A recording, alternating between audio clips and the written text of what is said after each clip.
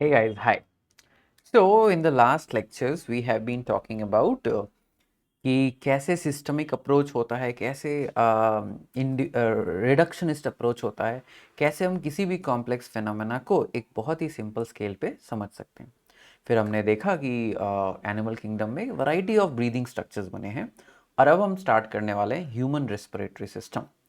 Now आगे शुरू पढ़ने से करने से पहले एक चीज़ ध्यान से समझ लो, difference between breathing, ventilation, respiration. ये टर्म्स इतने आसपास जैसे हैं कि लगभग कई लोग गलती और कभी बिना गलती के इनको एक साथ यूज कर लेते हैं। आप रेस्पिरेशन इन प्लांट ऑलरेडी पढ़ चुके हो, ठीक है। So when we say respiration और breathing, we are loosely generically एक आम बात कर रहे हैं, the process which brings the air inside, does the exchange, takes it to the cell, जहां पे सेल इसका इस्तेमाल करके एनर्जी निकाल ले। जब इस एक लूज एग्रीगेशन की बात कर रहे हैं तो आप कह लेते हो ब्रीदिंग या रेस्पिरेशन हो रहा है लूजली। ये एक कोई टेक्निकल टर्म नहीं है। टेक्निकल टर्म क्या है? टेक्निकल टर्म ये है कि ब्रीदिंग या रेस्पिरेशन के 5 स्टेप्स हैं। पहला स्टेप है ventilation. What is ventilation? Physically gases को लंग्स या एब्जॉर्प्टिव एरिया के पास ले जाना और वहां पे एक्सचेंज कराने के लिए फैसिलिटेट करना, ठीक। So what is ventilation? Ventilation को कभी कभी ब्रीदिंग बोल दिया जाता है, which is okay as long as we are clear कि ventilation is a technical term, जिसका मतलब है आपने गैसेस को एब्जॉर्प्टिव सरफेस तक लेकर जाने की कोशिश की। ओके, सो वेंटिलेशन इन्वॉल्व्स taking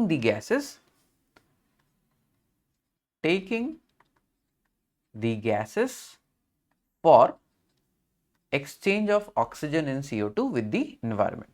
जब आप गैसेस को एक्सचेंज कराने के लिए लेकर जा रहे हो, that is ventilation, physical movement की बात है।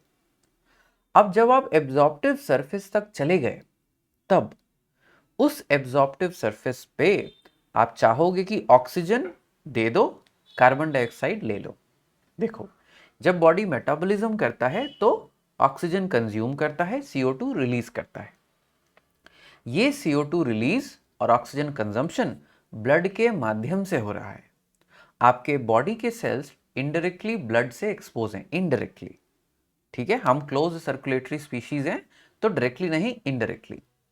सो आपके सेल्स इवेंचुअली ऑक्सीजन कंज्यूम करके कार्बन डाइऑक्साइड रिड्यूस करते हैं, रिलीज करते हैं। ये चीज ब्लड के थ्रू हमारे ब्रीदिंग स्ट्रक्चर या वेंटिलेटिंग स्ट्रक्चर लंग्स तक आता है और यहां आने के बाद आप एक्सचेंज कराना चाहोगे। तो ये जो एक्सचेंज हो रहा है गैसेस का बिटवीन हमारा breathing structure that is alveoli, between our हमारा transporting structure which is blood, this is called external respiration, ठीक। तो अब ऑक्सीजन और कार्बन डाइऑक्साइड एल्वियोलाई में हवा से आपके ब्लड में चला गया है। नेक्स्ट क्या है? ब्लड को लेकर जाएंगे और पूरी बॉडी में ऑक्सीजन और कार्बन डाइऑक्साइड का सर्कुलेशन करने की कोशिश करेंगे। ऑक्सीजन दे देंगे, कार्बन डाइऑक्साइड ले लेंगे। ये जो एक्सचेंज हो रहा है, जो ब्लड और सराउंडिंग टिश्यूज के बीच में होता है, between blood and the tissues, इसी को कहते हैं इंटरनल रेस्पिरेशन, ठीक। अब फाइनली जब इंटरनल रेस्पिरेशन हो गया, तब आएगा cellular respiration, which simply means exact, actual, precise metabolic breakdown of glucose, जिसमें ऑक्सीजन कंज्यूम होता है। आप ऑलरेडी देख चुके हो कि ये होता है कॉम्प्लेक्स 4 में, ठीक। सो हमारा ह्यूमन रेस्पिरेटरी सिस्टम इस चैप्टर में किन चीजों की बात करेगा? इट विल टॉक अबाउट कि क्या फिजिकल मूवमेंट है जो गैसेस को हमारे एब्जॉर्प्टिव एरिया यानी एल्वियोलाई तक लेकर आते हैं। फिर ये चैप्टर बात करेगा कि एक्सटर्नल रेस्पिरेशन कैसे हो रहा है, क्या प्रेशर डिफरेंसेस के अंदर हो रहा है। फिर ट्रांसपोर्टेशन का एक पहलू हम इधर बात करेंगे, ऑक्सीजन ट्रांसपोर्ट हो रही है तो कैसे हो रही है, कार्बन डाइऑक्साइड ट्रांसपोर्ट हो रहा है तो कैसे हो रहा है, वो समझने की कोशिश करेंगे। फिर इंटरनल ट्रांसपिरेशन समझने की बात करेंगे, कि टिश्यू के लेवल पे एक्सचेंज कैसे हो रहा है।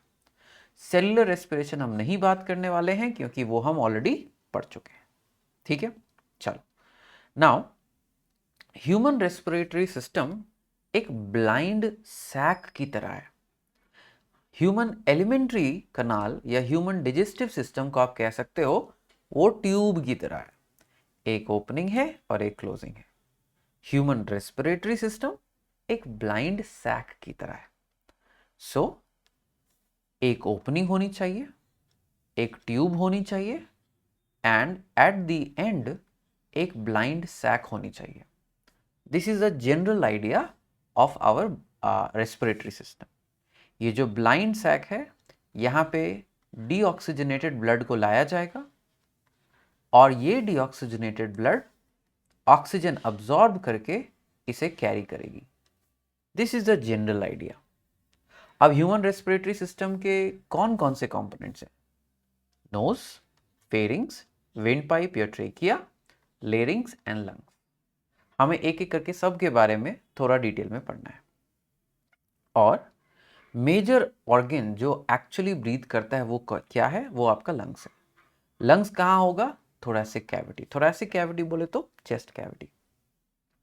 नाउ आपको ये भी याद रखना है, अभी हम आगे पढ़ेंगे वैसे, कि this thoracic cavity is an air tight chamber, क्योंकि आपको हवा को खींचना और छोड़ना होगा। ठीक उसी तरह अगर बलून में छेद है तो आप कितना भी खींच लो, बलून का में हवा कम नहीं होगा क्योंकि वो बाहर से आ रहा है। उसी का ठीक उल्टा क्या है कि अगर बलून में छेद हो, आप कितना भी बलून को फुला लो, वो कभी भी फुली डिस्टेंडेड नहीं हो सकता क्योंकि लॉस हो रहा है एयर का। सो हमारी चेस्ट कैविटी जहाँ हमारा लंग्स है वो भी एक पैक्ड बलून की तरह ही है, जहाँ no exchange of no leakage of gases happen at all. ठीक, अब इस चेस्ट कैविटी को और लंग्स को हम प्रोटेक्ट करते हैं। ये प्रोटेक्शन इज रिब केज। अब रिब केज क्या है अभी हम फोटो में भी देखेंगे। So rib cage is made up of basically 3 sets of bones. आगे की तरफ एक वेंट्रल सरफेस पे एक फ्लैट बोन है जो मिड रिब यानी आपके रीढ़ का, आपके रिब केज का सेंट्रल पॉइंट बनता है। That is sternum. इसी को आप कहते हो स्टर्नम। ठीक, वेंट्रल साइड पे। पीछे की साइड आपके पास डिस्क शेप्ड वर्टिब्रीज हैं जो आपके चेस्ट कैविटी को सपोर्ट प्रोवाइड करता है। So vertebral column but on the dorsal side. Finally vertebral column से निकलकर स्टर्नम को ज्वाइन करने वाली जो थिन बोन्स होते हैं उन्हीं को आप कहते हो रिब्स। They are 12 pairs. ठीक, सो 12 पेयर्स ऑफ रिब्स आपका निकलता है from vertebral column and joins the sternum. इस डायग्राम में डोंट वरी, हम पढ़ेंगे अभी डिटेल में, बट इस डायग्राम में आपको इसका आइडिया लग रहा होगा।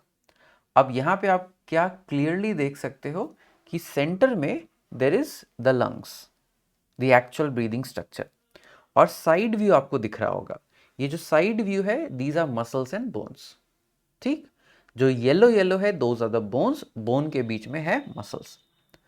This is the lateral enclosure of the chest cavity. Chest cavity को दाएं और बाएं तरफ से एयर टाइट रखता है। ठीक उसी तरह लंग्स के ठीक नीचे आप देख पा रहे हो another muscular organ called diaphragm.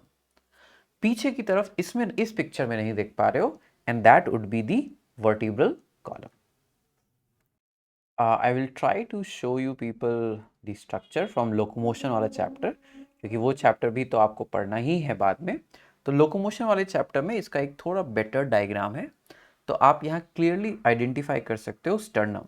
Sternum ventral part का ये जो फ्लैट लुकिंग जैसा बोन है, इसी को आप कहते हो sternum. This right here is the sternum.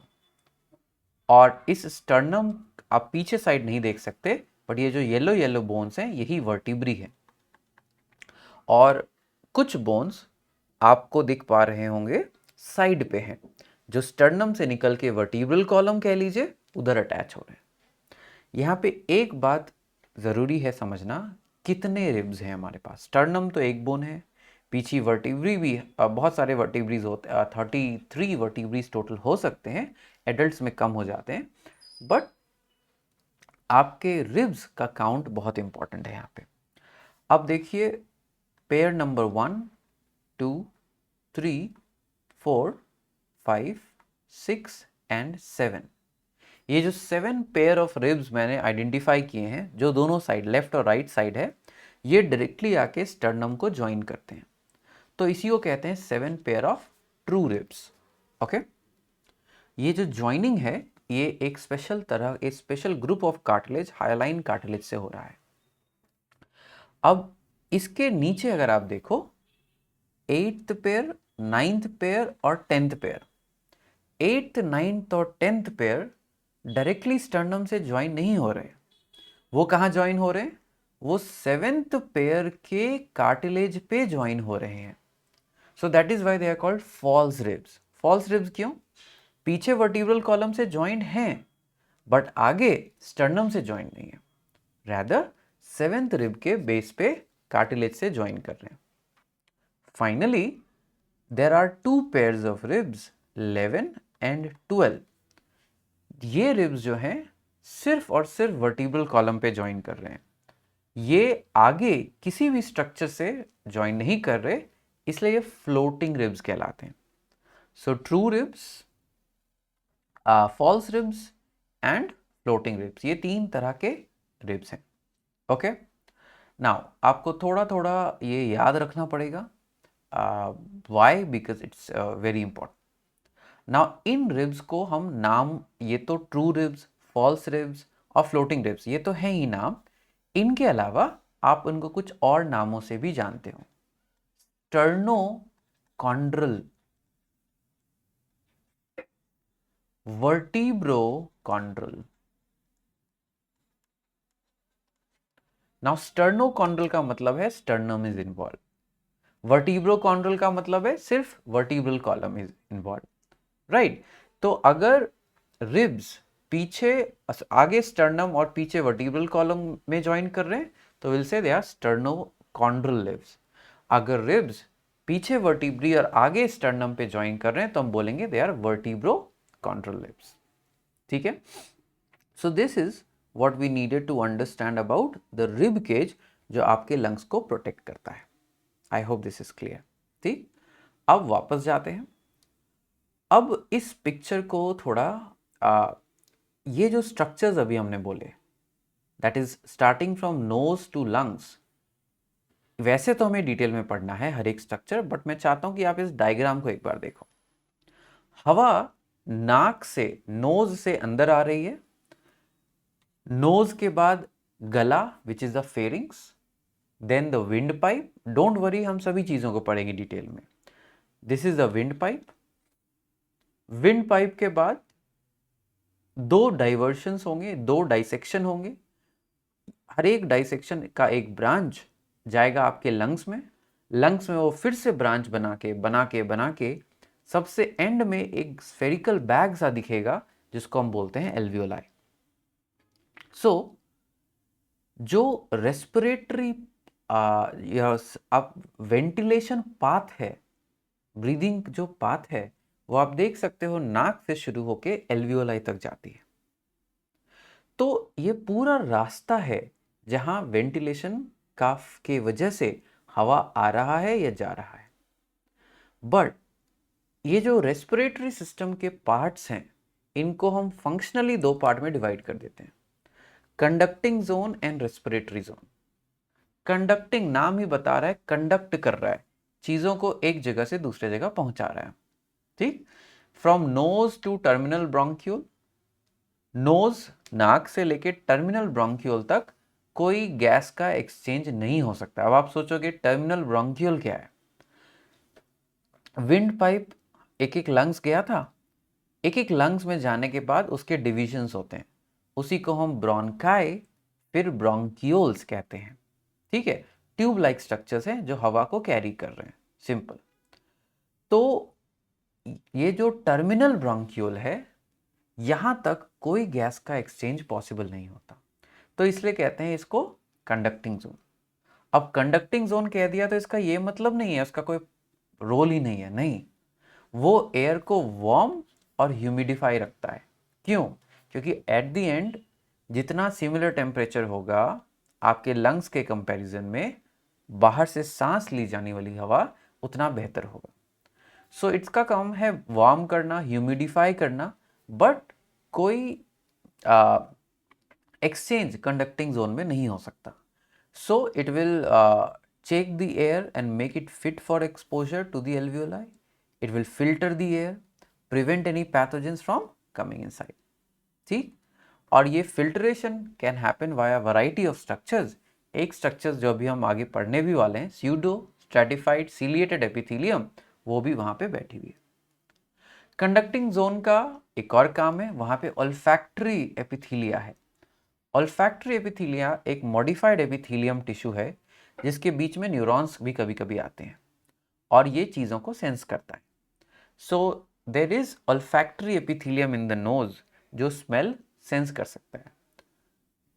तीसरा function is production of voice और साउंड्स।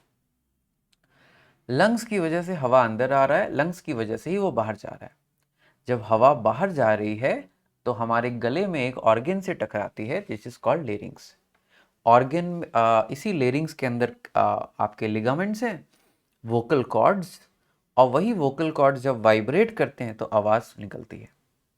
सो कंडक्टिंग जोन ऐसा नहीं है कि एक्सचेंज नहीं हो रहा तो कुछ भी नहीं करेगा, वो एयर को फिट बनाएगा, वो सेंसरी एपिथीलिया के थ्रू ब्रेन को मैसेज पहुंचाएगा कि भाई देखो मैंने ये चीज़ सूंघी है। थर्ड, वॉइस प्रोडक्शन, आवाज़ बनाने में हमारी मदद करेगा। ठीक? So respiratory path can have conducting zone जिसका काम होता है बस और बस हवा को कंडक्ट करना, and respiratory zone terminal bronchial के आगे से शुरू है जहां पे एक्चुअल गैसेस का एक्सचेंज हो रहा है। ठीक है? अब don't worry about these two lines, we'll discuss that in a while. Okay, so if this is clear then we'll go to the next part means respiratory system in a lot more detail. Is that clear? वो काम हम अगले video में करेंगे। I don't want कि वो लंबी topic है और लंबा टॉपिक सचमुच अच्छा लंबा चलेगा। So will do that thing in the next year, sorry next year I mean next video. Okay, तब तक के लिए टेक केयर।